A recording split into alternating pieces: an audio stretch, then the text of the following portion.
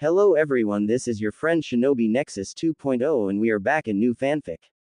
What if Utakata discovered who controlled Yagura Part 2? Come on Oji-san, teach me, please. Roshi glanced down at the 6-year-old, a rare smile stretching his lips at the determination in her pupil-less pink eyes. It had been a long time since someone had asked for his eye stance, and it had certainly never been done so politely or adorably. Fine, I'll get Yae started. It wasn't like her father could teach her, what with his lack of a dual earth-fire affinity, and her grandfather was likely too busy, or some other such bullshit, to invest the effort in her training. Besides, after over 30 years of near-permanent isolation, it felt nice to be needed by someone. Here's how Yae do it. Doden chakra in one hand, he demonstrated, bringing up said appendage in a half seal, Kaden in other.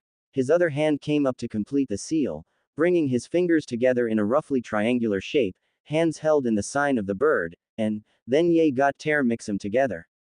His cheeks bulged out briefly before a blazing stream of lava escaped his lips to splatter across the barren soil. Just like that.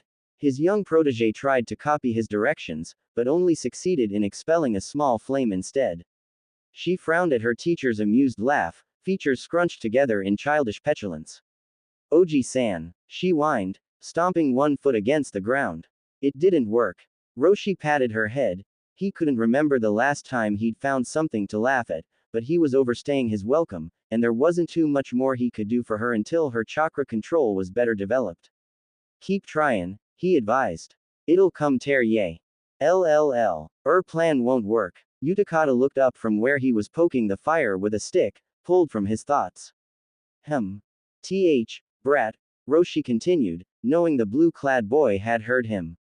He's stupid. Namikaze was a genius, and a terror in battle. He woulda never stooped tear us in some stupid jutsu that turns Yae into a naked woman in a fight. Even if they're related, brat. Naruto didn't get his smarts. Hell, he didn't even know who Namikaze was.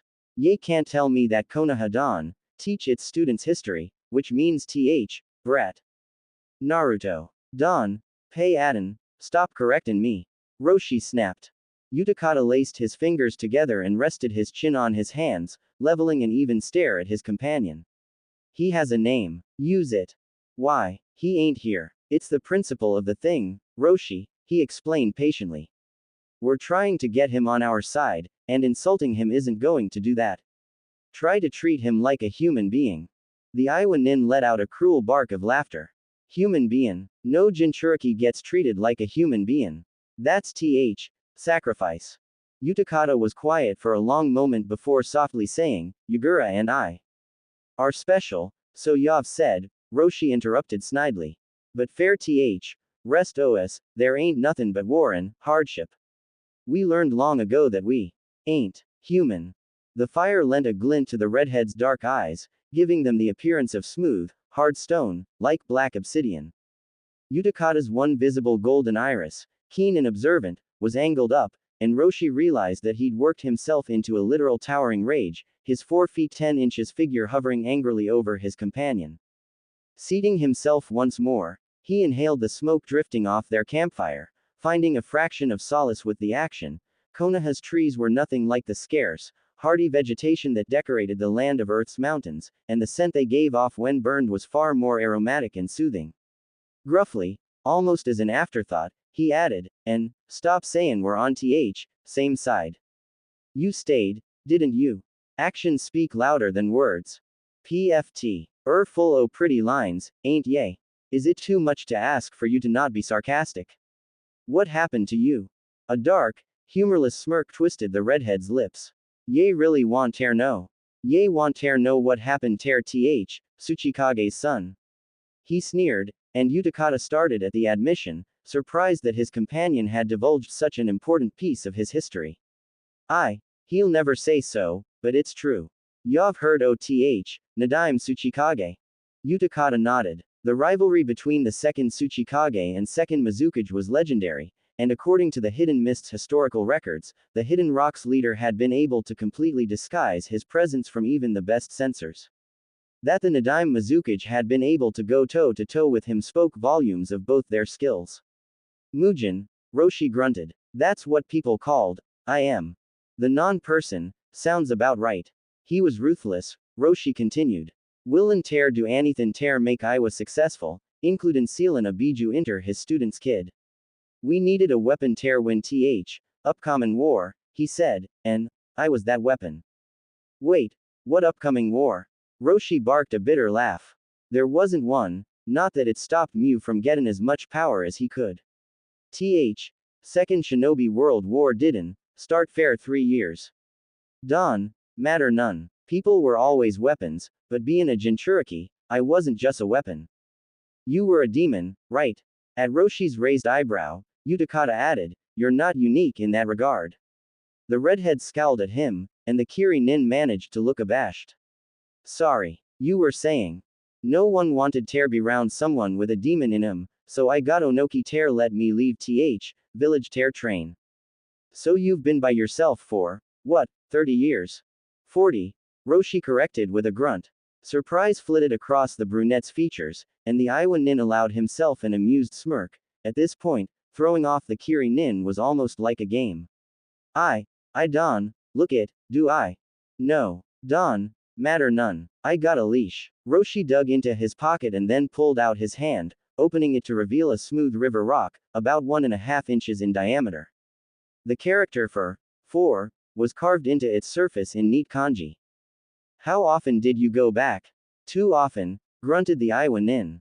Ye think they'd just let their weapon live in peace. When Suna's Jinchuriki attacked, who do ye think fought? I am.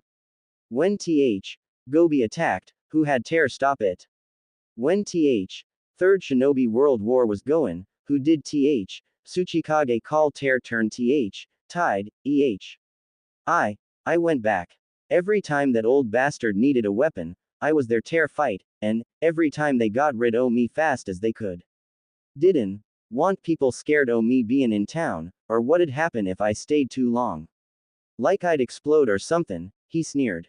I'm surprised you didn't refuse, Utakata admitted. You seem stubborn and ornery. Better enemy ye know than one ye don. And I still got my pride as a shinobi. So long as I responded tear call, they left me alone. A pre-teen girl with pupil-less pink eyes and dark hair in a pixie cut, the last image he had of her, floated to the forefront of his mind. And they won't find someone else tear be Jinchuriki. Onoki had allowed his own son to become a demon to placate the priorities of a man hellbent on controlling everything he could. He'd do the same to his granddaughter if it was to the Hidden Rock's benefit. Seems lonely. Not that I'm one to judge. You said you left to train, but every time I mention that I talk with Saiken, you just laugh at me. You're telling me that after 40 years in solitude, you didn't connect with your biju. Damn monkey ruined my life, snapped the redhead. Ye think I was gonna play nice with, I am. We had one talk. After that, I learned Tear use his powers on my own. To great effect, if he could take out an Oinin squad led by Kushimaru. Silence fell between the two, the older Jinchuriki staring into the fire, lost in his memories, while his counterpart digested his tale. Utakata could understand and relate to much of the rock shinobi's story. It seemed to be the same tale of woe that was commonplace among Jinchuriki. The only difference was that the brown-haired boy had Yagura to guide him and provide a modicum of kinship in his youth, with even his master Harusame serving as a distant parental figure in place of his deceased parents. Alternatively, Roshi's family had forsaken him, and the years of isolation had sheltered him from any additional relationships, including one with his biju. Products of different times, Utakata mused. Based on what you've said, Iwa won't defend you if Akatsuki attacks, will it? He hypothesized. Onoki's afraid won't help. I am any tear fight him if they come fair me. You told me you still had a village. Who were you trying to convince? Is that why you're here? Are you afraid? I ain't afraid nothing, the Iowa Nin snarled. Utakata held up his hands to indicate he hadn't meant offense. Sorry, I didn't mean to imply anything. I just mean, maybe you realize that we're your best chance going forward. What do ye mean? We hurt and stupid brat can't help with nothin', Roshi retorted. Don, pretend intentions are pure. Doin' this fair, friend. The renegade Kiri Nin frowned at his companion's sarcasm, but couldn't find the wherewithal to refute the claim. He's right. Stubborn, too. Sure of himself. And no wonder. He's lived my life 3 times over, and everything he's experienced has indicated he can't trust anyone. Is there a way to get through to him? You're right, Utakata admitted, and the older Jinchuriki's dark eyes narrowed slightly, one eyebrow arching in disbelief. But that shouldn't be all this is about. Our lives are on the line. His, too, he added, gesturing in the general direction of Konoha. I know you're set in your ways, I am, too. But if we're going to survive this, we're both going to have to make an effort here. A grunt was his only response, so he continued, this isn't Iwa or Kiri, and it looks like Naruto will need all the help he can get. Can you please try to be less, I don't know, hostile? You get more flies with honey than vinegar. No ye don. It's a saying that, never mind. The point is, it would be better for everyone if you could just tone it down a little. If it helps, pretend Naruto's like the first person you trained. Whoever that is. Roshi remained silent, the firelight flickering within his dark eyes. Utakata heaved a sigh, wondering if the matter was a lost cause, when the Iwa Nin finally grunted, I promise nothing. This time, the bubble user's sigh contained more relief than weariness. I guess that's as good as I'll get for now. LLL. Uzumaki Naruto woke up earlier than normal, his body thrumming with energy. Strangely, he'd slept sporadically through the night, the idea of receiving personalized ninja training, and his meeting with Utakata and Roshi, keeping him in a state of excitement as the hours sped, no matter that one of his tutors was a cranky old man. At least Utakata's nice, he thought, stripping out of his pajamas and throwing on his usual orange pants and jacket. Not like Roshi'll treat me any worse than the villagers do for being a Jinchuriki, that's what Utakata had called him. Called all 3 of them. A power of human sacrifice. Is that what I am? A sacrifice? He wasn't sure what that meant, but it did seem to make sense that the one thing that made him different from others would also make other people treat him differently. That still didn't explain what about his situation, why being a Jinchuriki, made people hate him so much, but at least the cause was now apparent. Somehow, that knowledge gave him the power to ignore the harsh glares the villagers bestowed upon him as he left his apartment and wandered through the village. Before, not knowing why he'd been hated by everyone, why he had no family, had been a primary source of his sadness and solitude. Now that he had answers, he was the Jinchuriki to the Kyuubi and his father was the Yondaime Hokage, it felt like a new version of himself had been born and was ready to lead the life he'd always wanted. Granted, he still had questions, for instance, who was his mother, and what had happened to her, but his new companions had sworn him to secrecy, and there was only one person who might have the answers. But the 3rd Hokage was smart enough to ask him where he'd learned information as sensitive as being a Jinchuriki or who his father was, and then who knew what would happen to the 2 foreign Jinchuriki who had promised to teach him. Something bad, he guessed. And then his training opportunity would be gone. But as strange as it sounded, as dangerous as it might have been for Konoha, Naruto didn't want to betray the confidence of either Jinchuriki. All his life, he'd sought someone who understood him, someone he could empathize with. At age 8, he'd tried to befriend Uchiha Sasuke, who'd been just as alone and isolated as him following the maker of his entire clan. But both boys had been stubborn, still were, to be honest, and their mutual solitude had bred competitiveness, not understanding. Now he finally had people who understood him, friends all his own. Well, friend, anyway. Even if Utakata seemed cool with him, Roshi definitely didn't, though not in the same way Konoha's citizens didn't like him. The redhead's dislike didn't seem personal, not like everyone else's. He reminded Naruto a little of the priest character in the manga with the demons going out of control, grumpy and irritable, but not necessarily at anyone in particular. So, Ye finally made it. Naruto jumped at the voice, the subject of his thoughts rising from the dirt before him as if summoned. Surprise fading, he thumbed his chest and proclaimed, of course. The future Hokage never. Shut up. Naruto scowled at the interruption, but the expression fell quickly when Roshi placed a hand on his shoulder and dragged them both underground, cutting short his yelp of surprise. They surfaced in the same clearing as the previous day after a short period of darkness, the redhead shoving the young boy away with a rough hand. Naruto released another small yelp as he stumbled forward, catching himself after a couple of steps. He turned and opened his mouth to say something, but Utakata's blue kimono caught his eyes, the brunette offering him a brief smile in greeting. Good morning, Naruto.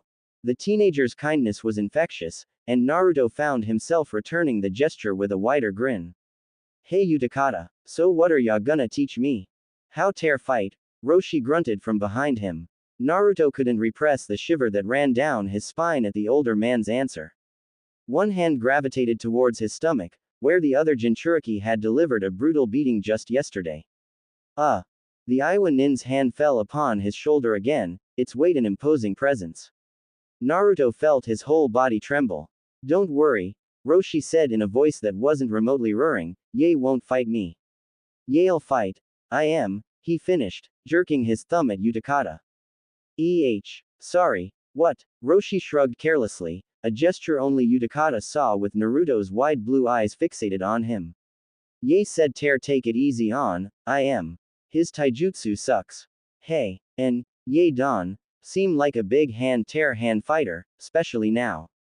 Utakata grimaced, but conceded that Roshi had a surprisingly perceptive eye. While he could hold his own in a physical fight, Saiken's unique capabilities accentuating his abilities to dodge and weave, his specialty was in ninjutsu. And given that he was still using Nuibari as a crutch, is this really the best idea? Another shrug, this time accompanied by the briefest of smirks. Dunno. Closest we got an even match. Utakata's eyes narrowed. You're enjoying yourself, aren't you? Prick. I can't train. I am without knowing where start. This is best way. Golden eyes darted over to Naruto, standing between the two foreign Jinchuriki with an expression somewhere between nervous and impatient. We need him. For Yagura. He sighed before nodding. Fine. Roshi clapped his hands together. Then let's start. Fight. Naruto shot Utakata a hesitant look, afraid to attack me. The brunette wondered, and after several seconds of stillness, the Iowa nin barked, now. Naruto rushed forward at the demand, throwing a punch at the Rokubi Jinchuriki. Utakata maneuvered himself out of the blonde's way with surprising ease, using Nuibari as a fulcrum. He tapped Naruto's back with a closed fist as the boy's momentum carried him past the brunette's position, marking a point for himself. The Konoha native bent low and tried to sweep his opponent's legs, but the Kiri nin placed the Chodo in the way, and his foot struck metal. Naruto bounded up and attempted to land an uppercut, but Utakata shuffled backwards, raising Nuibari and whacking the boy's side with it. He yipped at the contact, rubbing at the spot with his other hand. Enough. Both boys stopped and looked over to Roshi, head buried in his hand to conceal what Utakata hoped was emberment, on the blonde's behalf, and not irritation. Form's awful, he barked. Who taught Ye taijutsu? No, Don, care, he continued when Naruto opened his mouth to respond. Fur's lesson. Take advantage o weaknesses. He blazed towards Utakata as the last word fell from his lips, one heavy fist slamming into the brunette's side. The Miss Jinchuriki hollered in pain, doubling over as the injury from Kushimaru flared from the blow. Roshi brought his fists together and brought them down in a hammer blow that left the teenager splayed flat on the ground, gasping into the dirt. Hole, he wheezed, turning his face to the side to glare at the Iowa nin. Did you, really? Roshi grinned, that same smug, self-satisfied smirk Utakata was getting used to seeing when the redhead was enjoying himself because he knew he'd gotten the best of someone. He turned his back on the floored teenager and told Naruto, see? That's how Ye fight. Blue eyes flickered between the redhead and Utakata's prone body. Is that really? Roshi stressed, a tinge of annoyance coloring his tone. Ye do what ye got do win. But you're beatin' up someone who's hurt. Just 'cause he's hurt Don, mean he ain't dangerous. Specially 'cause he's a Jinchuriki. Don, drop guard round a Jinchuriki. Each word was enunciated with care, a hint of warning in every syllable. He's not wrong, managed Utakata. He'd clambered to his feet during the pair's exchange, though he still appeared unsteady, hunched over with both hands clasped around Nuibari. You have to treat every battle like it's life or death. That's what it means to be a shinobi. It was one of the lessons the Hidden Mists Academy taught, a lesson that had been taken too far in some cases. That Utakata had never been all that adept at following through at it was a story all its own, but Roshi, who had lived through several wars, being a firm believer in that lesson wasn't all that surprising. If I had done better, I wouldn't be in this position, he admitted. Maybe it's time to change that. He nodded imperceptibly to the Iowa Nin, a minor acknowledgement of the older man's tutelage. While his tactics were crude and painful, they were effective. If Roshi noticed his companion's gratitude, he didn't mention it. Instead, he told Naruto, "Ye need tear work on fightin' style." The blonde made a face, crossing his arms over his chest. "Taijutsu's boring. Quieter," he grumbled, "and no one wants to practice with me." Roshi bristled. "Borin. Taijutsu's bread and butter fightin'. Ye won't get anywhere with Yoden, less ye no taijutsu." His chakra flared with his temper, body becoming embroiled in a second skin of hot red and yellow. Both boys took an involuntary step backwards at the heat exuding off the older Jinchuriki. "Try and attack." Naruto visibly hesitated before shaking his head. Utakata felt an iota of respect for the blonde's increased situational awareness. "I think he gets the point." The Iowa Nin released his jutsu. "Ye can't hit what ye can't touch." Naruto appeared to be almost vibrating in place, hesitation forgotten, excitement exuding off his form. "So when can I learn that?" "Taijutsu first," Roshi grunted. "Ah, lame. Ninjutsu's harder to learn than taijutsu," Utakata placated. At the blonde's dispirited expression, he offered the boy a small smile and added, "Don't worry, we're here to practice taijutsu with you." Naruto returned the gesture, a grateful orphan finding a helping hand in the dark. For a moment, Utakata saw himself in the blonde, the lonely Jinchuriki shunned by the village he served. He wondered if Roshi understood what that was like. Decades of isolation had likely dulled the redhead's tether to humanity enough that Naruto's quest for companionship didn't make sense to him.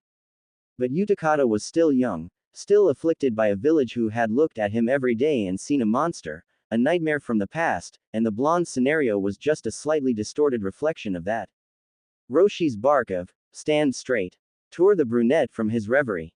Naruto's form stiffened automatically, arms clapped against his sides.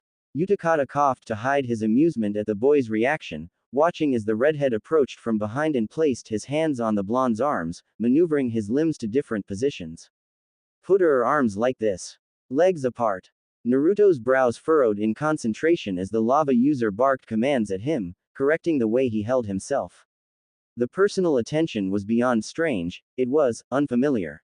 New. There wasn't any sort of affection behind it, but he wasn't super surprised given Roshi's gruff persona. Utakata was genial enough to make up for it, even if he was currently taking a more hands-off approach. "It's only the first day.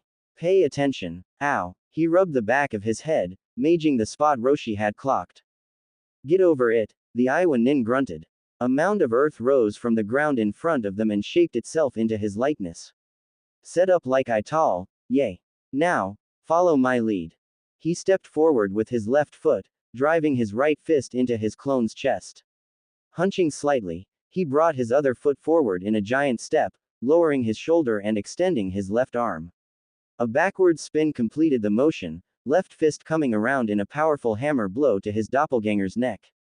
The earth clone flew to the side, smashing against a tree and breaking into clods of dirt.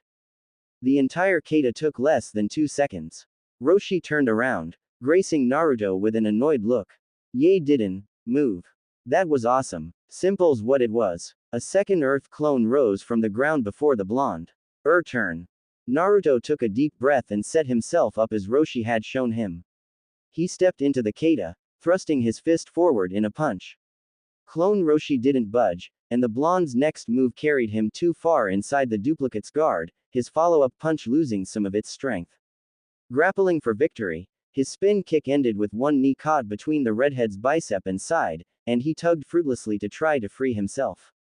Clone Roshi yanked on his leg to draw him closer, grabbed him around the torso, bent over backwards, and slammed him into the ground behind him. Amid his coughing and groaning, Naruto could still hear Roshi snort. "Tch, pathetic. Too weak." Anger coursed through the blonde's veins, spurring him back to his feet. "I'm not."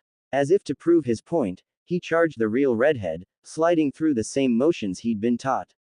Roshi sidestepped the first punch, catching the boy's left wrist and wrenching it behind his back in one smooth move. Naruto released a yell of pain that was aborted as the Iwa Nin leaned his weight into the hold, pushing him to the earth. Ye ain't provin' me wrong bout smarts. Naruto's nostrils flared, angry exhales causing puffs of dust to float into the air. His mouth stayed closed, taking care not to ingest any dirt. RRR, stupid old man. The older Jinchuriki's weight disappeared, and Naruto raised himself to his feet, wary of another attack. Roshi did nothing but stand back and watch, arms crossed over his chest, dark eyes hard and unreadable. Naruto growled in his direction. I'm not stupid. I'm gonna be the Hokage someday. I'm a daimyo. He growled again, fists clenched at his sides. The redhead's constant mocking, impersonal as it seemed, was getting tiresome. One foot was already posed to move in his direction and show him what for when Utakata's voice stopped him. Naruto, we're not doubting you. Roshi snorted. Or rather your commitment to becoming Hokage, the brunette corrected, but you understand that it's a long, hard journey, don't you? Just saying that you'll become the Hokage doesn't make it true, and your current abilities leave a lot to be desired. But, he continued over the blonde's protest, it's not impossible. Utakata saw Roshi roll his eyes, though Naruto, attention on the Kiri Nin, missed the gesture. I have a friend, Yagura. He's a Jinchuriki, too, and he's the Mizukage. The brunette allowed himself a smile at the younger boy's wide blue eyes, admiration glistening nakedly in them. Yagura practiced hard and did everything he could to make himself worthy of being Mizukage. If you do the same, maybe you really will become the Hokage. A determined look overtook the boy's features. Yeah, okay. So, ready tear go again, Naruto turned to face the redhead, or his stone-faced doppelganger, and took several seconds of care to adjust the way he held his limbs in the ready position before charging. Like before, the attack didn't appear to affect the Earth clone, and the blonde found himself the victim of a counterattack that left him eating dirt once more. Again, Roshi barked, and the youngest Jinchuriki rose to his feet, squared himself, and attacked. After the third time Naruto met the ground, Roshi no longer had to issue commands to get up and try again. Beaten repetitively, the blonde was bouncing back quicker with each successive fall, jaw set and hands clenched into fists. Roshi moved to stand beside Utakata, occasionally ordering slight adjustments to the boy's positioning. There was silence between the older pair for a long time, both watching the youngest Jinchuriki, until Utakata finally asked, do you really need to beat him up like this? We're trying to endear him to us. One try and tear make, I am like yay. That's whole point o' story, right? Tell, I am a Jinchuriki can be a cage. I'm try and tear see if he's worth it. Utakata cast him a curious side eye. And, Roshi didn't respond, and the brunette resisted the urge to grin. That the taciturn redhead was unwilling to voice, or even gesture, a reply was telling. Utakata sat on the ground and quietly watched as the hours sped. Naruto collected dirt and scrapes like they were worth their weight in gold, but even as Roshi and his duplicate worked the boy ragged, tutoring him in different combinations, he bounced back with just as much vigor as before. He never managed to destroy the Earth clone, but he also no longer seemed deterred or angry by his lack of progress. It's kind of admirable. Somehow, by using the promise of the Hokage title, he'd given Naruto a reason to bear Roshi's rough tutelage and improve himself. Where he'd previously shown himself to be untrained and blusterous, the brunette supposed, he now appeared to be taking the lessons the two Jinchuriki were offering to heart. It would take time to actually grow into the skills they were teaching, but having the seeds take root was a good step forward. And now, as the day dragged on, Roshi seemed just a tad less surly, as if the sharp edges to his personality were eroding away.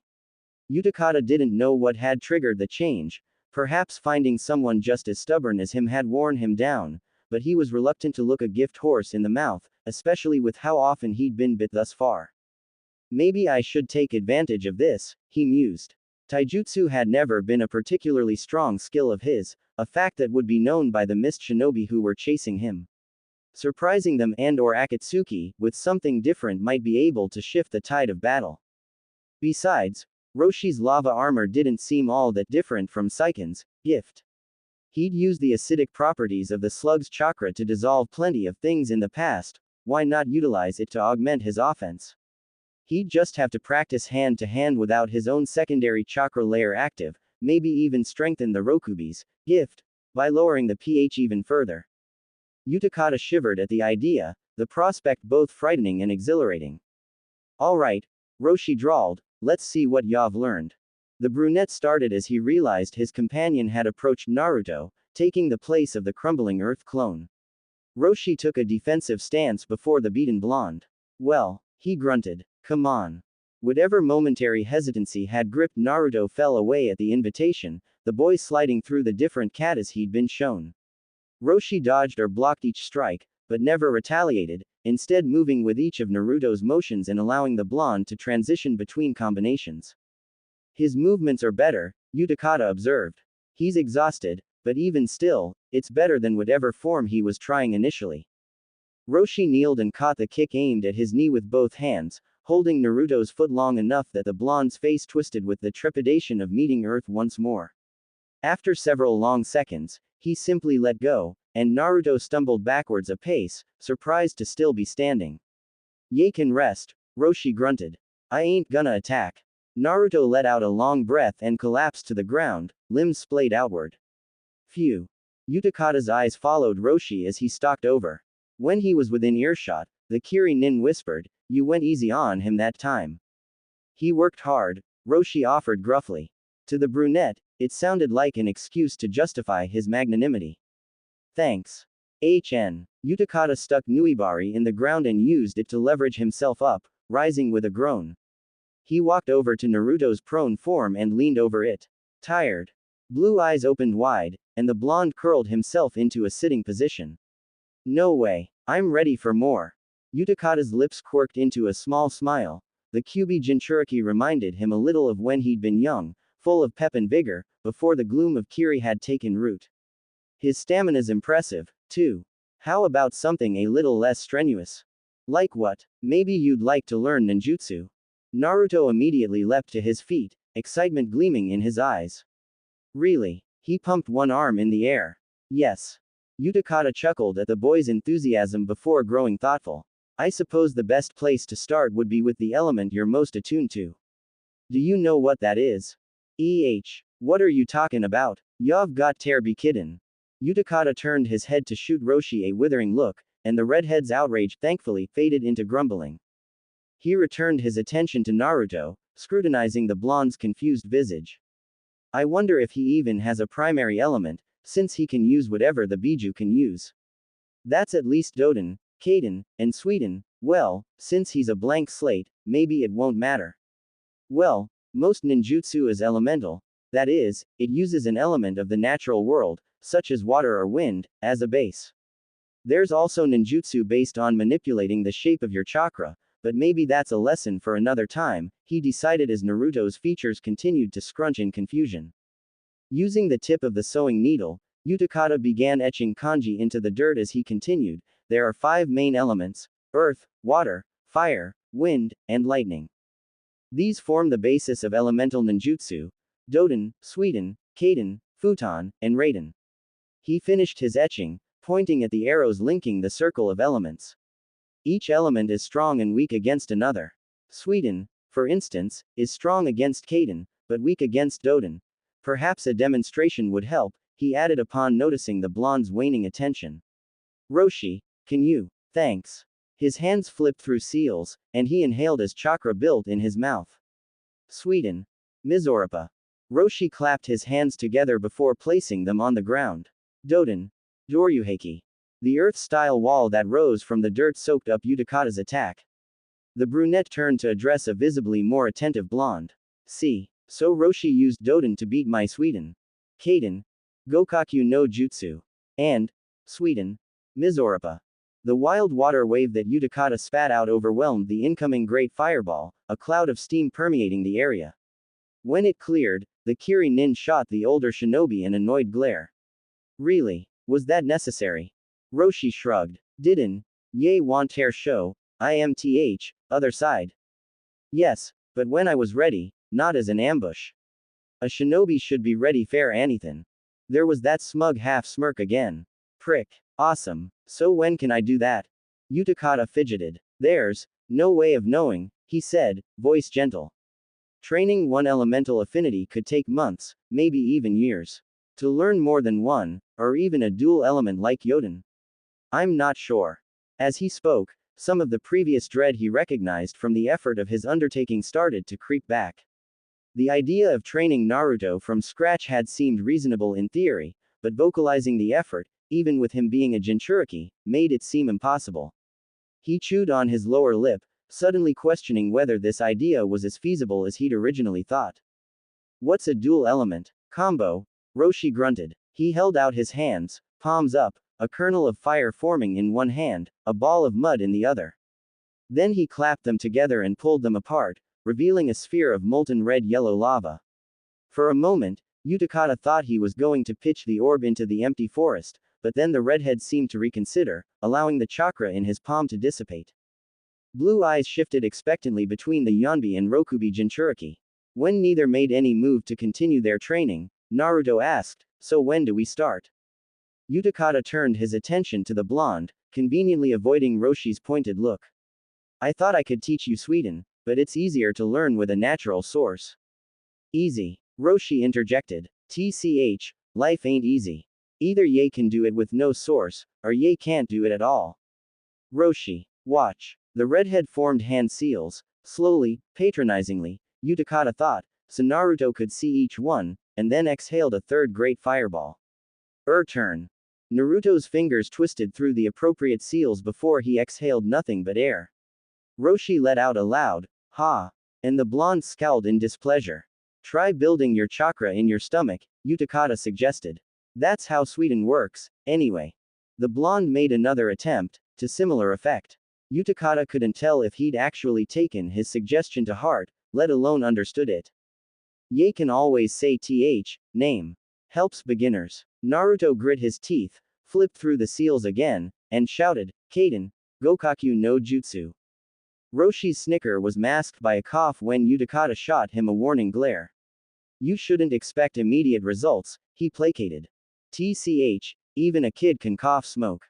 "Roshi," Utakata hissed. "Coddlin' Don, work," muttered the redhead as Naruto continued to flip through seals and try to exhale a great fireball. "Ye got tear push, I am.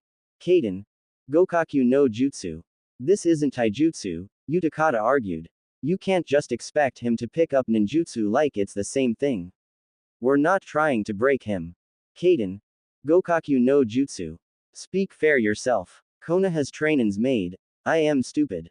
He'll bend or break." Again, Roshi barked. "Did you learn elemental ninjutsu in a day? It takes time, Roshi. Kaden. Gokaku no Jutsu. I learned tear fight in war. Ye learn fast or ye die. We're not in a war. We're always at war," Roshi urged with obstinate authority. He shot the brunette a narrow-eyed side glance. "What do ye call our fight with Akatsuki, The Kiri nin stood, thunderstruck, as the older Jinchuriki's words settled over him. Given his asocial tendencies, he hadn't considered the lack of external conflicts indicative of any overarching world issues, especially since the Hidden Mist's problems were more internal. That Roshi, a hermit far removed from society's normal drudgery, had an opposing perspective, a world in continuous conflict, was contrarily expected and unexpected. I guess it makes sense, he realized. After all, the hidden villages were in constant conflict just by taking missions that resulted in small skirmishes between opposing sides. Whatever peace existed among the villages was farcical, tentative at best. Roshi would certainly have more experience with the triggers and fallouts of war than he did. Not focusing. Mold chakra in stomach and then breathe out. I'm trying. It's not working. Try harder. Kaden. Gokaku no Jutsu. Despite his apparent effort, no flames escaped Naruto's lips, though his face was flushed red with frustration. Utakata stepped forward as the blonde placed his hands on his knees and huffed. "Naruto, you shouldn't wear yourself out. PFT, is that all y'ave got? Pathetic. Shut up," Naruto shouted. "I'll show you. Kaden. Gokaku no Jutsu." A small lick of flame emerged from his mouth, aimed at the redhead. Roshi flicked it aside with a careless bat of his hand, where it settled into the earth at Utakata's feet and promptly burned out. Naruto's blue eyes were wide with surprise, and for a moment, the Iowa nin saw the excited visage of his niece's pink eyes and agape mouth where the blonde stood. He watched the younger Jinchuriki, scrutinizing him as he slowly recovered from his successful endeavor, before turning and striding towards Utakata. He caught the brunette's golden eyes, nearly as wide as the blonde's, before the Kiri nin managed to school his features. He did it. Kaiden's easy tear do when angry. Did you plan that? Roshi smirked at his companion's disbelief. I tall, yea not tear coddle, I am. Sweden's too gentle, yea got tear start with what he knows. He's easy tear piss off and, stubborn as a rock. Kaiden and, Doden'll be easy. Unbelievable, Utakata muttered. To think you know what you're doing. You could have just told me. Ye should have been smart enough tear no. Fair enough. Does this mean you're staying? Roshi paused mid-step, the brunette's golden eyes fixed on his back. I got nothing better tear do. LLL. Naruto was happy as he walked back to his apartment that night. At least, the smile on his face and bounce in his step made it appear that way in the crystal ball displaying his image. Hokage-sama, Sarutobi Hiruzen, Sandaime Hokage of the Hidden Leaf, looked up. An Anbu operative wearing a porcelain mask with stylized markings designed to emulate a cat stood before him, hands clasped behind his back. May I see your bingo book? Here you go, Hokage-sama. The image in the crystal ball changed to show two figures, a redhead clad in loose purple and a brunette in a blue kimono, seated around a small fire. I know of Yoden no Roshi, said Hiruzen as he rifled through the book set on his desk. But this boy doesn't dress as if he's from Iwagakure. Here we go. Utakata from Kurigakure. A reward of 50,000 ryo for his live capture and return. That is quite the sizable bounty, Hokage-sama. He would likely not be easy to subdue. Yes, quite true, Neko. However, there is no need to worry at this time. Hokage-sama, it was to the man's credit that the incredulity in his tone was only perceptible due to years of experience. Tell me, Neko, can you imagine a scenario in which a Jinchuriki from Iwa and a Jonin Nukenin from Kiri would work together? There was a long period of silence in which the Anbu operative considered the query. If the Kiri Jonin's Nukenin status is a ruse, it could be a smokescreen to hide an alliance between Kiri and Iwa. Neither are Konoha's ally. It could be a preemptive move to take out the Jinchuriki and leave Konoha open to alt. I have known Onoki for a very long time, and he is not that subtle. I don't know much about the Mizukage, but Kurigakure's leadership has been focused more on internal conflict than external. So while your hypothesis is possible, it does seem quite remote. The Anbu shook his head. I defer to your judgment, Hokage-sama. If you say that scenario is unlikely, no other situation comes to mind that would explain their companionship. No, me neither, especially if you consider the, delegates, let's say, that would theoretically be forging said alliance. By all appearances, this coalition is a thing of circumstance.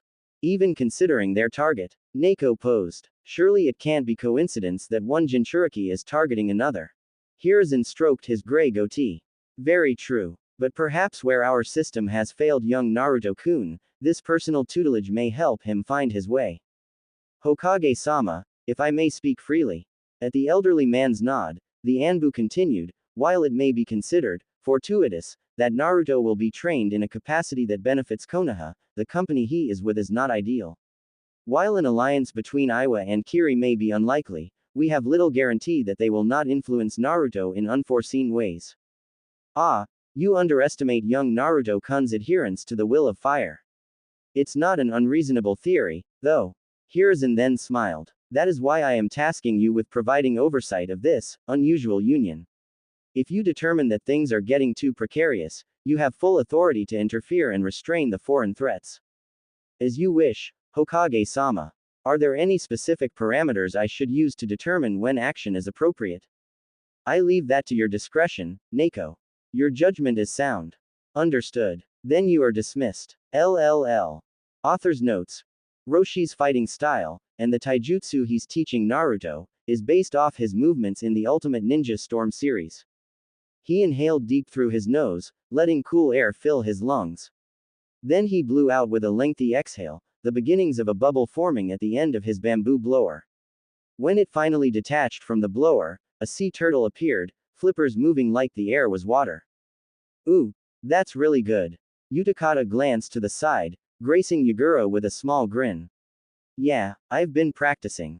I can tell. There was a gleam of excitement in the younger boy's normally dull eyes, a rare glimpse at the 8-year-old finally able to act his age.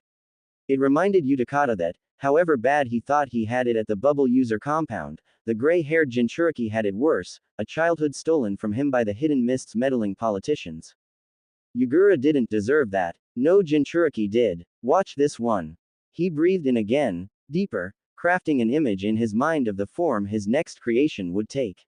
When he exhaled this time, the bubble that formed was more oblong than round.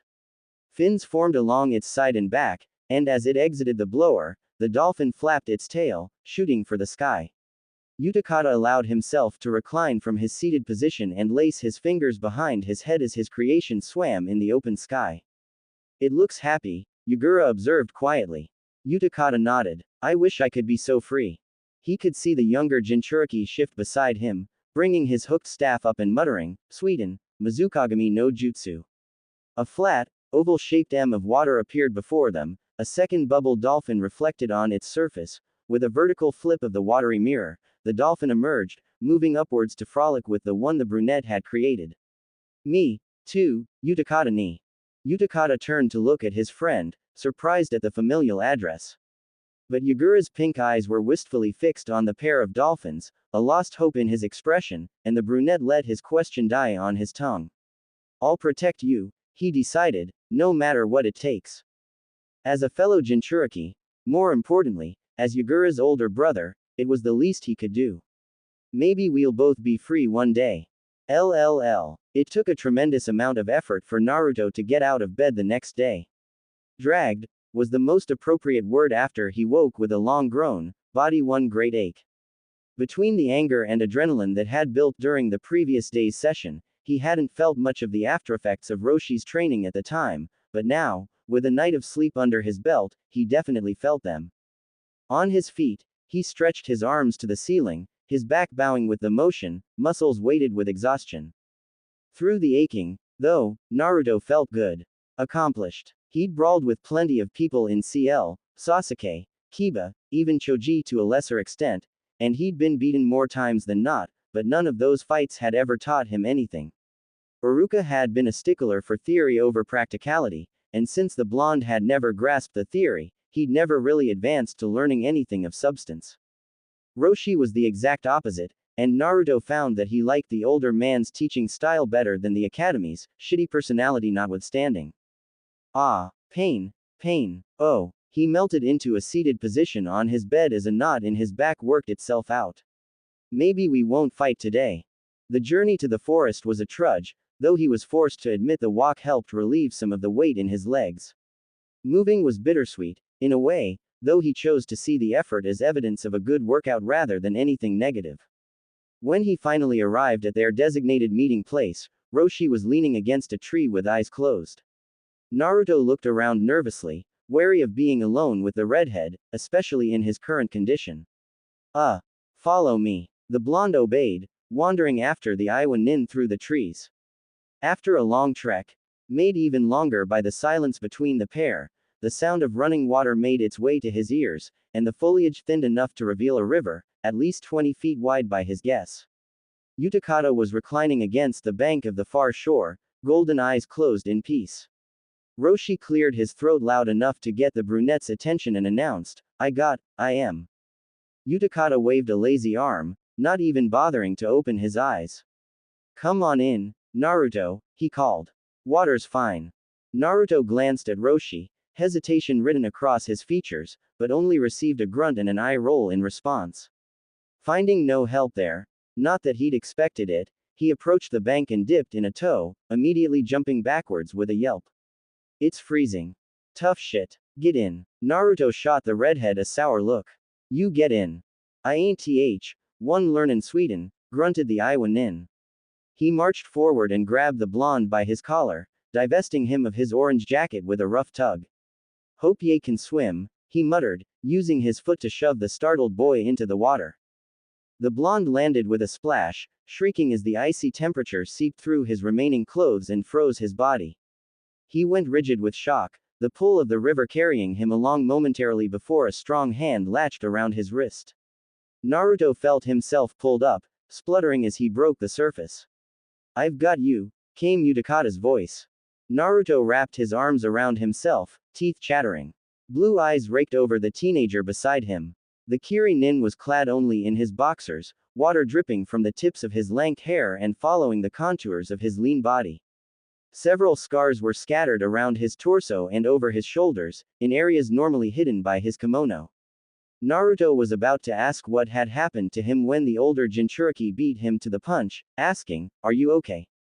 "Why yeah, fine." Utakata arched an eyebrow. "Are you cold?" Aren't you?" Utakata laughed at the question, and for a moment, Naruto forgot about his situation. In the few days he'd known the brunette, Utakata had been gentle, calm, nervous, mad, even scared, but he'd never expressed open amusement.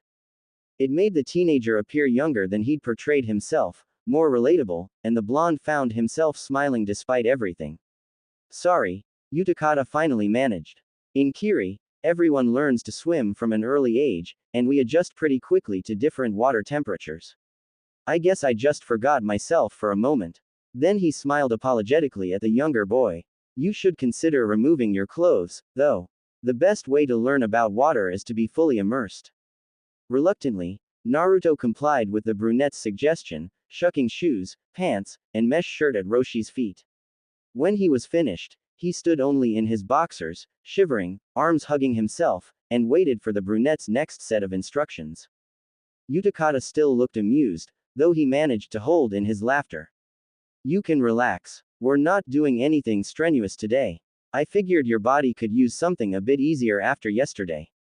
Naruto had to admit that the water had a soothing effect on his sore body, though he couldn't tell whether that was because it felt good or because he was simply numb. He sank in up to his neck, and Utakata suggested, "Try moving around some, it'll help you warm up." The blonde obeyed slowly, spreading his limbs and taking careful steps through the water. Konoha wasn't really known for its sources of water, and Naruto's swimming abilities were limited at best. Utakata's voice was soothing as he spoke, riding the flow of the river. "Learning Sweden is about learning how water flows. You're going to struggle if you try to go against it. Try swimming upstream." Naruto stopped standing and tried to paddle against the current. Panic began to settle in as Utakata's form shrank, the river carrying him further away.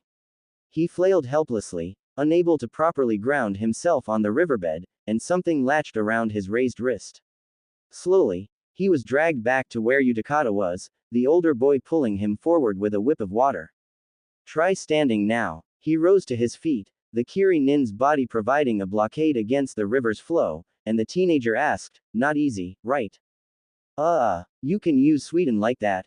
Utakata nodded. "With practice, you can, too. But you have to start from the beginning and learn the basics. That applies to everything, not just Sweden." Naruto remembered the older boy saying something similar the day before, and the predictable whine of impatience that he'd vocalized in response. This time, he just nodded. The brunette offered him a gentle smile in return. "Good. And how do you feel?"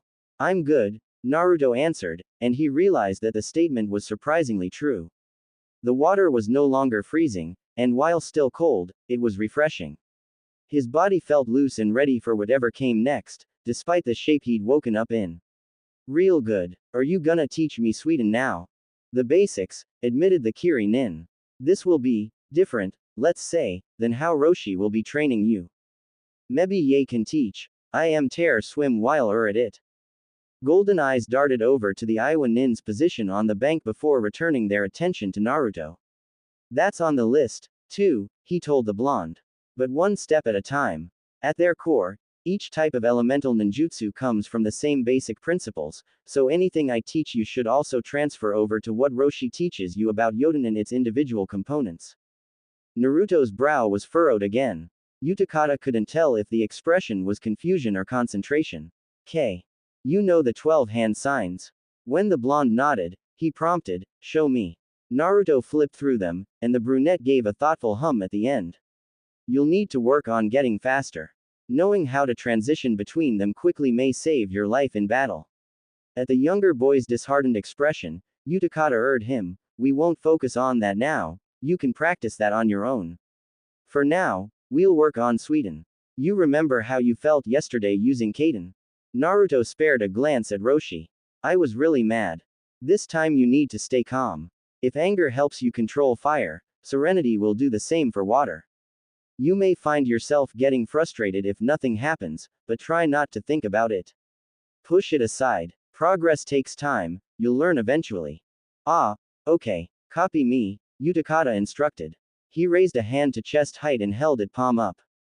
Water from the river rose up in small rivulets and coalesced into a sphere-shaped M in his palm. He demonstrated to a wide-eyed Naruto how to use chakra to manipulate the liquid's shape, first creating a cylinder, then a pyramid, and finally something resembling a sea urchin.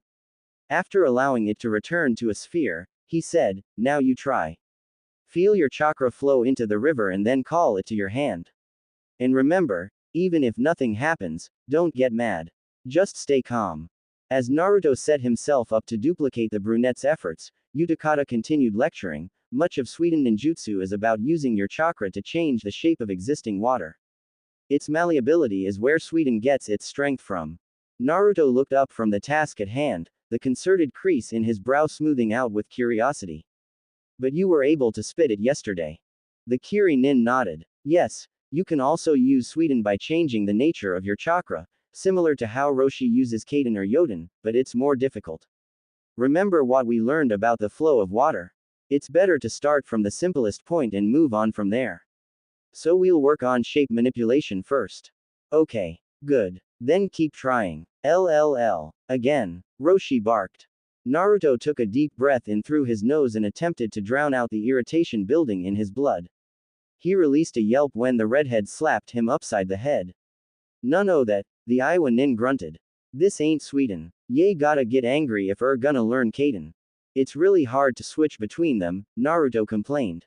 Tough shit. Learn tear do it. Naruto grumbled under his breath, but closed his eyes and stopped trying to calm himself, allowing the seething fire of annoyance to burn under his skin. Roshi continued to talk, his gruff, rural cadence only adding to the blonde's frustration. Think how Konoha treated Ye. Think life Ye lost cuz a Jinchuriki. Ye can even think how much Ye hate me. Easy enough, Naruto muttered. So long as Ye get mad. RRR, shut up. I get it. Watch her tone. Naruto could feel the heat crawling beneath his skin like a colony of ants. Roshi's condescension was a palpable presence, weighing him down and shadowing him in a cloud of anger.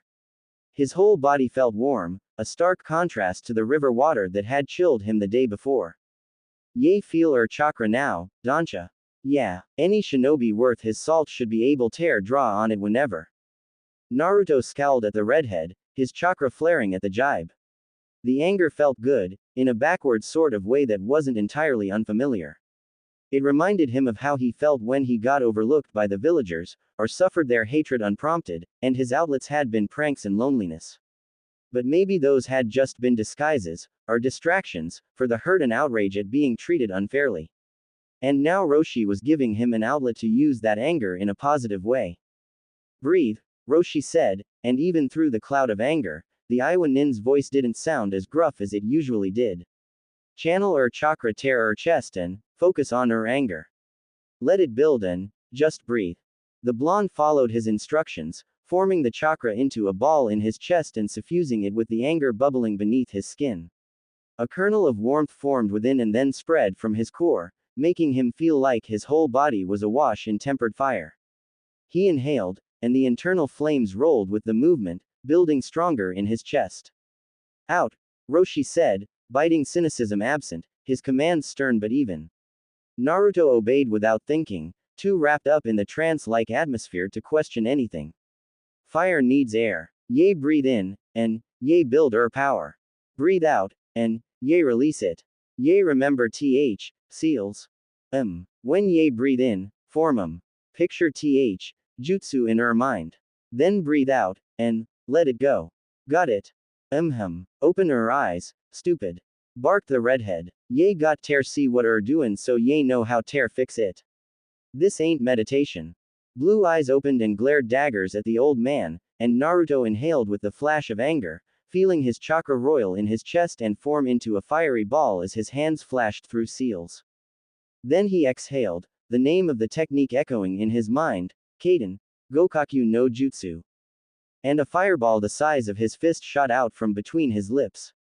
Roshi caught the flaming projectile before it could ignite the surrounding foliage and crushed it in his hand, but Naruto was too busy marveling at his achievement to pay the Iwan Nin any heed. I did it, on my first try. That was way easier than last time. His gaze focused on the redhead. He really knows what he's talking about. Hey, do I always have to be mad to do this? Till ye get a hang o' it, probably. What's that grin fair, Ye still got a long way ter go.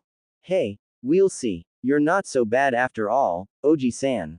LLL. It was peaceful in the land of fire. Utakata hadn't realized how harried his life had always felt in Kiri until he and Roshi had settled themselves into a semi-permanent campsite and started the arduous task of training Naruto. Where before he'd felt simultaneously caged and exiled, now he was surrounded by nature's open tranquility and a deep calm. Ah, sploosh. The brunette sighed. No wonder Roshi liked living alone.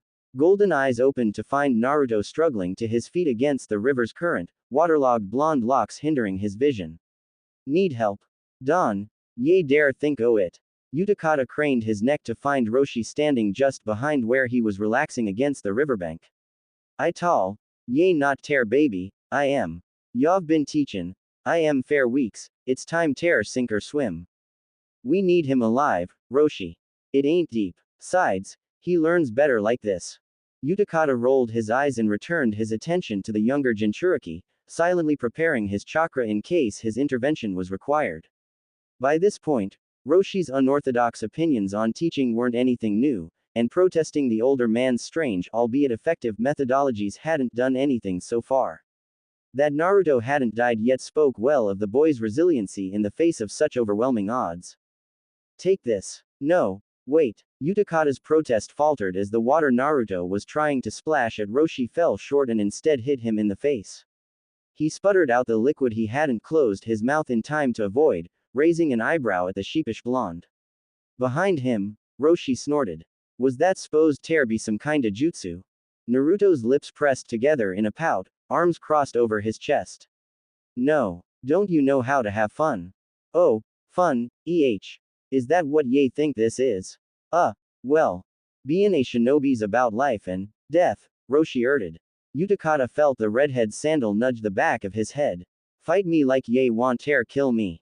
The Kiri nin frowned. I'd rather not. I don't care what ye want. He needs ter learn this.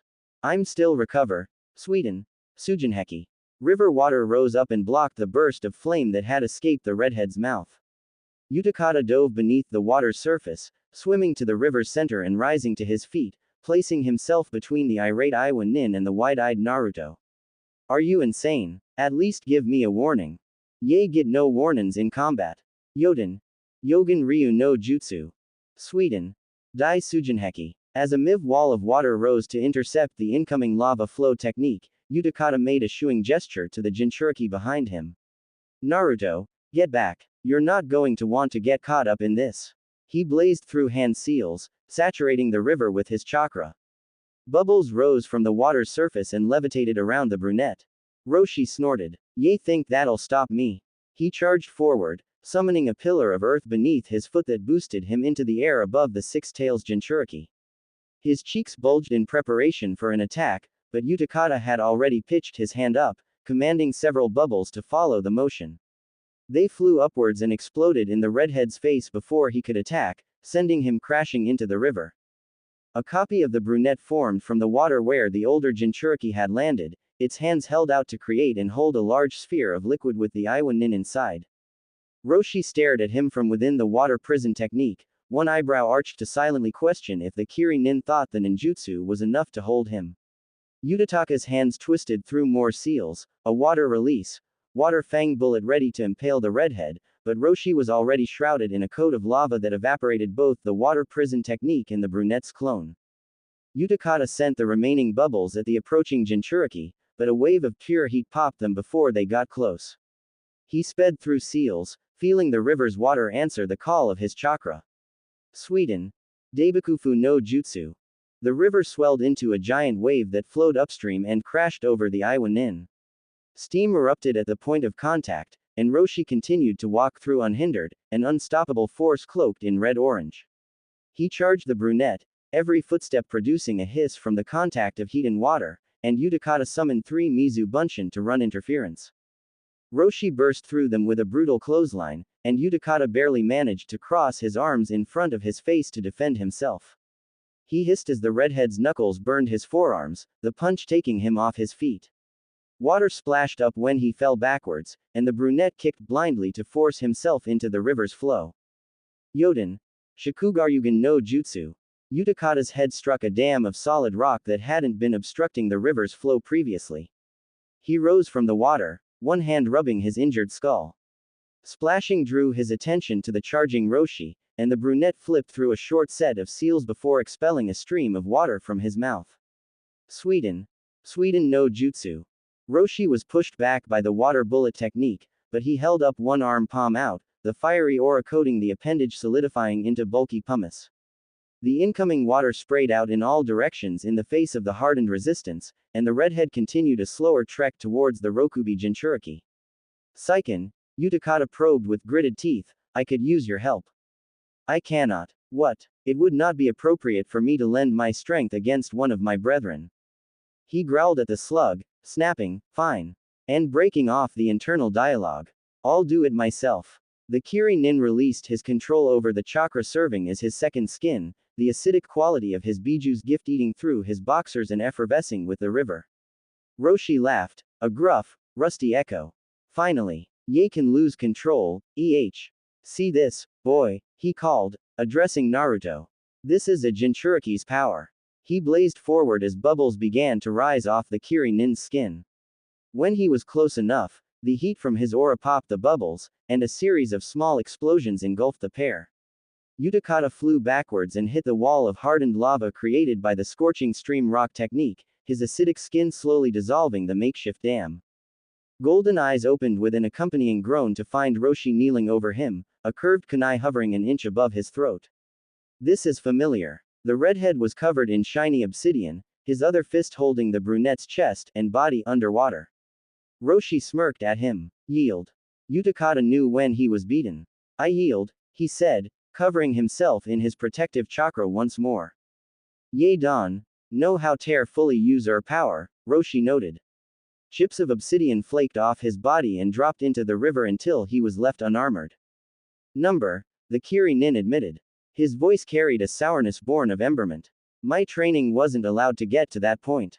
Just enough to make me dangerous. Fear of too much power they couldn't fully control, I think. At least, I can't figure out any other explanation. I had hoped to work on it here, he shot Roshi a hopeful look. The redhead arched an eyebrow, arms crossed over his chest. Are ye expectin' me to teach ye our powers? We should all be learning to control our Jinchuriki powers, so yes, the thought had crossed my mind, Utakata said. At his companion's snort, he added suggestively, but I'd settle for learning how to control that chakra armor ninjutsu you use. Roshi stepped out of the river, his back to the brunette in a clear dismissal. Ye cth, point. He announced to the trees. Naruto appeared from behind a trunk, blue eyes wide. Every fight's dangerous. No jutsu's perfect. Got it. The blonde nodded, his expression solemn. Got it. Utakata followed the Yonbi Jinchuriki out of the water and moved to grab his pants and kimono, clothing himself with a sigh. And today was going so well. A tug on his sleeve drew his attention. Naruto stood next to him, brow furrowed in concern. Are you okay? The Kiri Nin tried to smile at the boy, though the gesture appeared thin. I'll be fine. Roshi's just mean, Naruto supplied. And angry. Utakata laughed, and the action released the knot of tension coiled in his stomach. You're not wrong, he managed between chuckles. Naruto. When the blonde edged his head to one side to indicate he was paying attention, the Kiri Nin continued, do me a favor. No matter what Roshi says, just let yourself be a kid. Huh, Roshi's right that each fight is dangerous, the brunette explained. Hell, just being a shinobi is dangerous. Being a Jinchuriki even more so. And you should always be prepared to fight for your life, that's part of what we're trying to train you for. But it's also important that you get to be who you are. You can't let other people tell you who you should be. Do you understand? I think so. Utakata clapped a hand on the younger boy's shoulder. Just keep being yourself. Why don't you head home for the day? We'll pick up tomorrow. Okay. Later, the Kiri-nin watched him disappear in the direction of Konoha, and when he was out of sight, Roshi asked in a gruff voice, what was that? You never really had a childhood, right? He spared a glance at the redhead when no response was forthcoming, finding only flat, skeptical dark eyes. You're not exactly special in that regard. But Yagura, he only wanted to enjoy life, and he never got a chance. Kurigakure forced him to learn to be Mizukage before he learned how to have fun. Trainin' kid was idea. I know. And we should keep going. But unlike you, me, or Yagura, Naruto seems like he knows how to have fun. Be a kid. We should encourage that, not discourage it. Utakata expected Roshi to snort, or scoff, or make a sarcastic reply, but only silence greeted his statement. The Iowa nin's brow was furrowed, mouth puckered slightly, and if it was Naruto, the brunette might have called his expression thoughtful. He looks nostalgic. Fine. The Kiri-nin started. Sorry. I said. Fine. Roshi grunted. Oh, well, good, thanks. He turned to head back to their campsite when Roshi said, I get it. The brunette stopped, turning around in surprise, and the older Jinchuriki's dark eyes found his golden ones. I get over it. Ye don, cuddle, I am, and I don, break, I am. LLL. Slide forward more. When ye twist, ye'll get more power. Not that far, ye'll unbalance. A sigh. Too late. I'm trying. Naruto complained. I can tell, was Roshi's dry response, and Utakata was surprised that his tone lacked its usual condescension. After so much time together, it seemed like the redhead was actually trying to be civil, which was impressive. Try again. And watch our stance this time. Can't I fight something? It's boring hitting air. Roshi brought his hands together, and a clone rose from the dirt before him. It won't hit back, if you're afraid o' that. As if. Naruto charged the doppelganger, throwing a punch that transitioned to a series of taijutsu combinations that Roshi had shown him. His movements were fluid despite how stilted the katas themselves appeared to the brunette's golden eyes, as if they were missing an important component. Whatever style the Yonbi Jinchuriki had taught the boy was clearly meant to deliver debilitating results with minimal effort. Supplemented by his lava armor technique, it was easy to see why the style was effective as an offense. The blonde jumped, somersaulted, and brought his leg down in a drop kick. Clone Roshi blocked with its arms, and Naruto leveraged his other foot on its shoulder to spring off it, tossing a kunai that buried itself in the back of the earth clone's neck. It crumbled on the spot, and the boy landed on the ground in a crouch. Oh, improvising now, Naruto rose and faced the Iowa nin, his rosy cheeks betraying his flustered state. Well. Smarter than I gave ye credit fair, Roshi acknowledged. His voice had its usual gruffness, but Utakata, scrutinizing the redhead's tics for any minuscule changes in how he treated the two younger Jinchuriki, detected a near imperceptible undercurrent of pride. Ye got tear adapt tear each situation and take advantage o any openions. Not bad. Naruto's lips exploded like a lit firecracker into a beatific smile, his excitement a palpable thing. Hey, did ya hear that, Utakata ni? I'm awesome. The brunette's relaxed expression froze in place, body petrified and mouth open to deliver tempered praise that wouldn't escape his throat. Where Naruto stood, casting him a concerned glance, he only saw unkempt gray hair and pupil-less pink eyes, and adult solemnity on a child's face. Utakata ni. If ye think such hot stuff, ye should try fightin' him now that he's healed. Is he okay? Fine. Utakata gasped with sudden alertness, voice more strained than he would have liked. I'm fine, he repeated, calmer. Over the blonde's head, Roshi raised a skeptical eyebrow, and the Kiri-nin brushed it off as a figment of his frazzled mind that the gesture was silently asking the same question. We can spar if you'd like. Naruto seemed to take the brunette's answer at face value and resumed bouncing on the balls of his feet. Roshi gave a shrug and said, if ye want tear make it fair, ye should limit yourself tear taijutsu only, let kid use anything. Sure, that sounds fine.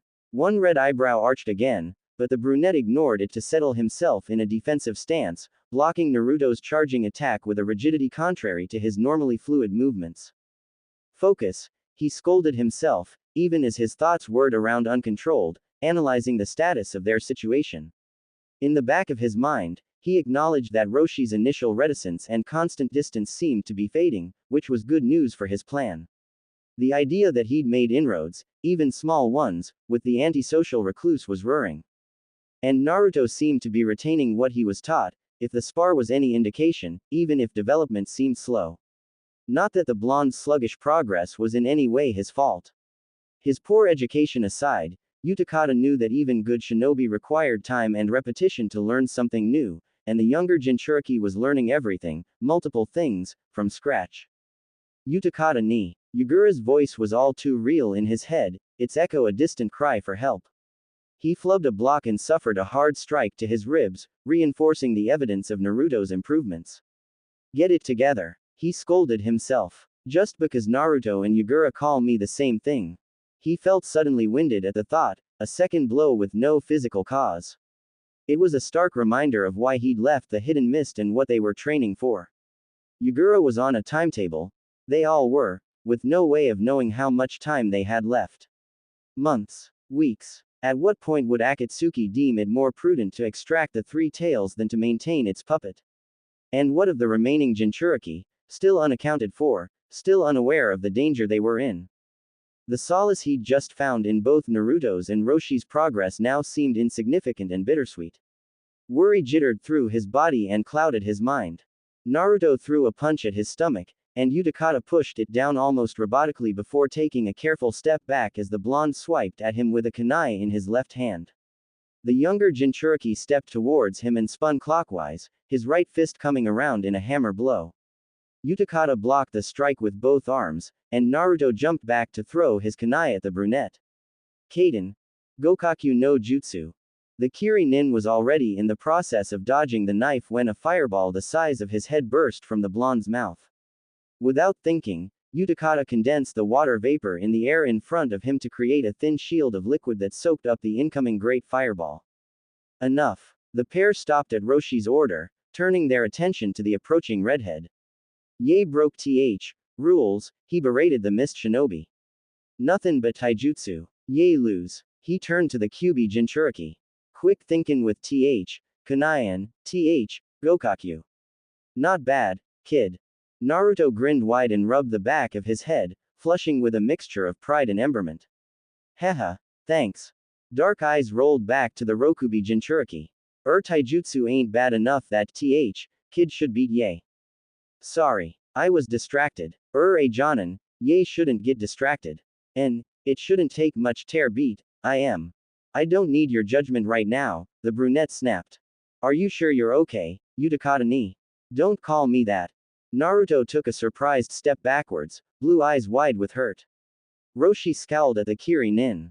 Dark eyes never leaving the brunette, he said, Oi, kid, why don, Ye go swimmin' fair a bit, hem. The blonde cast a hesitant glance between the two older Jinchuriki before acquiescing with a confused, yeah, okay. Roshi's hand clamped around the mist shinobi's bicep with a grip like iron. The Rokubi Jinchuriki winced as his companion's fingertips tightened uncomfortably on his arm, a hard yank nearly pulling the limb from its socket. What's your problem? Utakata hissed. I'm old and hate change, Roshi retorted, dragging the teenager behind a tree. He let go of the boy and crossed his arms over his chest. What's her problem? Kid looks up Ye, he said, pointing to where Naruto was standing in the river, naked from the waist up, trying to manipulate the water he was standing atop. Two os, nice one, so pull it together. Under the Iwa Nin's harsh glare, the brunette could feel shame crawling beneath his skin. It's the name, he admitted, what he called me. Utakata ni. Yagura calls me that, or he used to anyway, before everything. Just hearing him call me that, it triggered something. Ye got PTSD or something. Utakata's brows furrowed in confusion. No. Then get over yourself. Ye can't expect to rescue her friend if ye get thrown by every tiny thing someone says. You don't understand what that friendship means to me.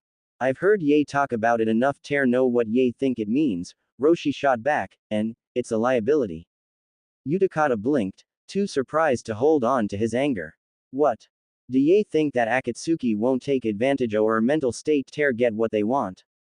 The Iowa Nin argued, if her head ain't in game, ye won't help no one. Ye'll get yourself killed cuz bein' stupid, and then where'll her friend be, Pull yourself together or we're all dead. The brunette shook his head, an attempt to rid himself of the specter that loomed over him, choosing to focus instead on the last thing the older Jinchuriki had said. He asked weakly, unsure if he'd heard his companion correctly. Roshi crossed his arms and rolled his eyes. I'm still here, ain't I? Akatsuki's too big fair one o' us. Not only one with something tear fight fair, side from our lives. The grin that slowly stretched across Utakata's lips felt foreign, even as a surge of victory swelled in his chest. So you've actually come around, huh? I guess you're not as self-serving as you appear.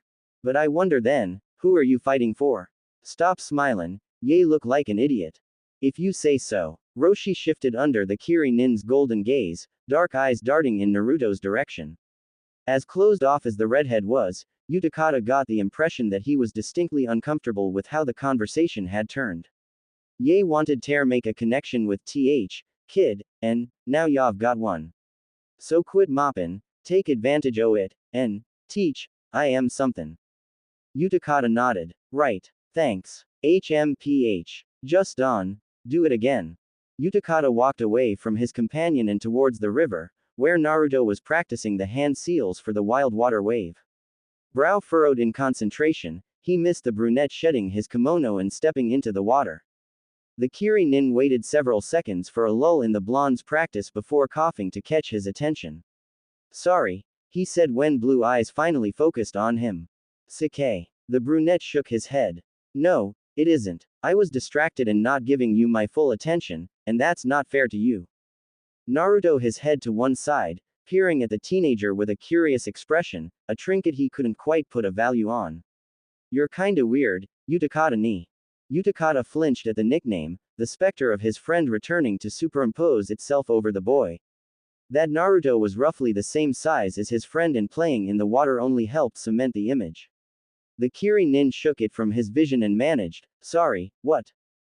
No one's ever really cared about paying attention to me before, Naruto said. He was focused on his hands, the fingers twisting together, though it now seemed more like he was fidgeting than trying to achieve any sort of jutsu. But you're apologizing to me even though you're training me every day. I don't get it. The bubble user sighed, a sad smile stretching his lips. I'm apologizing because you deserve better. We all deserve better, he corrected. Naruto glanced behind him to where Roshi stood in the shadows of the trees, arms crossed and expression stony. Yes, even Roshi. He paused, a pensive look overtaking his features, and then probed, Naruto, have you thought about why we're here? Roshi and me, I mean. Not really. You're here to train me, right? Well, yes, but there's more to it than that. Do you remember the friend I mentioned, Yagura? The Mizukage? Oh yeah, him. Yagura's like my little brother, and I promised to protect him, but something happened. Something I'm not strong enough to fight on my own. There's a group of people hunting the Jinchuriki, and they're using Yagura to do that. But he's a kage, Naruto said, confusion evident in his voice. The kage is the strongest shinobi in the village, so how? A kage is still only human, Utakata placated. Demon. He was suddenly glad that Roshi was out of earshot. There was no telling how the redhead's cynicism would destroy his argument, let alone the blonde's worldview. It already seemed like he was breaking the Kyuubi Jinchuriki's preconceptions, and he was attempting to be delicate about it. And I hope you would know by now that no one is infallible. Yagura's in danger, and I have to help him. Let's do it. Utakata jerked, startled by the blonde's sudden enthusiasm. Sorry. Naruto's fists were clenched, determination clear in his blue eyes. If your friend needs help, then I'm in. The Hokage protects his people, and Yagura's a Jinchuriki like us, so he's my people, too. We'll save him, Utakata ni, believe it. Utakata stared at the younger boy in awe, impressed by his determination. Although, he mused, perhaps ignorance is bliss after all. Naruto had shown more than once that he had little understanding for the scope of things, a trait that flew in the face of both Roshi's skepticism and Utakata's realism, and the brunette had intentionally left out the peril Akatsuki posed to all of them for fear of losing the blonde's trust. But even without knowing the breadth of the challenge that lay before them, the Konoha native was willing to lend his aid to a complete stranger. All at the behest of someone he'd known for a couple months, someone he seemed to look up to as a brother. The boy's outlook boggled the mind. There wasn't a soul in Kiri like Naruto, and Utakata was fairly sure that Roshi would say the same of Iwa's citizens. The Kiri nin reached out with a tentative hand, eventually resting it upon the head of messy blonde spikes. Naruto looked up from where he'd returned to practicing his water manipulation with rapt attention while standing on the river, and Utakata tousled his hair in a gesture of affection he hadn't been allowed himself, to bestow since before Yagura had become Mizukage. Utakata ni. Utakata smiled at him, seeing Naruto for who he was without Yagura's shadow hanging around him, the guilt-he'd ociated with that title now a reminder of what he had to accomplish. You're a good kid, Naruto. Now, why don't you show me what you've got, You bet. Utakata watched the boy flip through seals and sink his chakra into the surrounding water, creating a small geyser that splashed him in the face. The brunette let out a genuine laugh as water dripped from the blonde's bangs, moving closer to advise him on how to maintain control. I'll protect you, too, Naruto. And this time, I won't fail. I swear. LLL. Author's note.